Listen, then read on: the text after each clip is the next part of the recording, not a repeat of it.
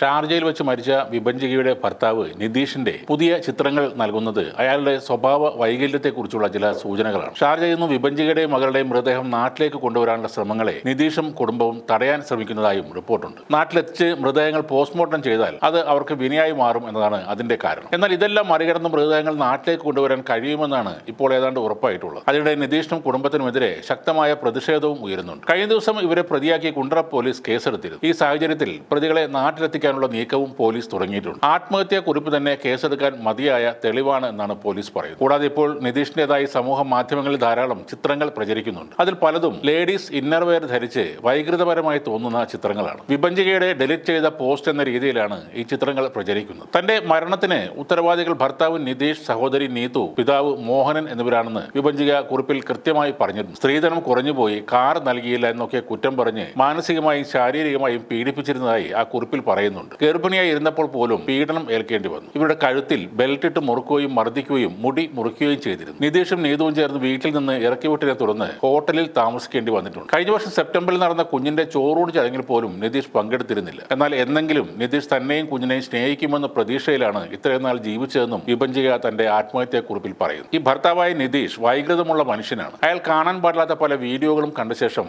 അതേപോലെ ബെഡ്റൂമിൽ ആവർത്തിക്കണമെന്ന് ആവശ്യപ്പെടും. തനിക്ക് ആവശ്യമുള്ള ഒരു സാധനങ്ങളും വാങ്ങിത്തരാറുമില്ല. തന്നെ പുറത്തു കൊണ്ടുപോകില്ല. ഇതൊക്കെയാണ് വിഭജിക ആ കത്തിൽ പറയുന്നത്. അതിനിടെ കൂടുതൽ വെളിപ്പെടുത്തലുകളുമായി അമ്മ ശൈലജയും രംഗത്ത് വന്നിട്ടുണ്ട്. ഭർത്താവ് നിതീഷ് മാത്രമല്ല, അയാളുടെ സഹോദരിയും പിതാവും വിഭജികയെ ദ്രോഹിച്ചുവെന്നും അമ്മ ശൈലജ പറഞ്ഞു. നിതീഷിന് മറ്റ് സ്ത്രീകളുമായി ബന്ധമുണ്ടായിരുന്നെങ്കിലും അത് ക്ഷമിക്കാൻ വരെ മകൾ തയ്യാറായിരുന്നതായും അമ്മ വെളിപ്പെടുത്തി. മകൾ സന്തോഷമായി ജീവിക്കുന്നത് ഭർത്തൃ സഹോദരിക്ക് ഒട്ടും ഇഷ്ടമല്ലായിരുന്നെന്നും മകളെ വിരൂപയാക്കിയതിന് പിന്നിൽ ഭർത്തൃ സഹോദരിയാണെന്നും അവർ പറയുന്നു. നിതീഷിന്റെ പിതാവ് മദ്യപാനിയായിരുന്നെന്നും അവർ പറഞ്ഞു. അയാളും ഒരിക്കൽ മോശമായി പെരുമാറി. എന്നാൽ ആ സമയത്ത് ഒരു പീഡനവും തന്നോട് മകൾ തുറന്നു പറഞ്ഞിരുന്നില്ല. അന്നേ പീഡനം അറിഞ്ഞിരുന്നെങ്കിൽ മകളെ എങ്ങനെയെങ്കിലും രക്ഷപ്പെടുത്തിയെന്നും വിഭജികയുടെ അമ്മ ഇപ്പോൾ പറയുന്നു. ഇപ്പോൾ ആത്മഹത്യാ പ്രേരണ, സ്ത്രീധന പീഡനം തുടങ്ങിയ വകുപ്പുകൾ ചുമത്തിയാണ് കേസെടുത്തിരിക്കുന്നത്. വിഭജികയ്ക്ക് എതിരായ പീഡനം തുടങ്ങുന്നത് കേരളത്തിൽ നിന്നും ആയതുകൊണ്ട് പോലീസിന് ഇവിടെ കേസെടുക്കാൻ കഴിയും. ഭർത്താവ് നിതീഷ് 1-ാം പ്രതിയും സഹോദരി നീതു 2-ാം പ്രതിയുമാകും. വിഭജികയുടെ അമ്മയായ ശൈലജ നൽകിയ പരാതിയുടെ അടിസ്ഥാനത്തിലാണ് കേസെടുത്തിരിക്കുന്നത്.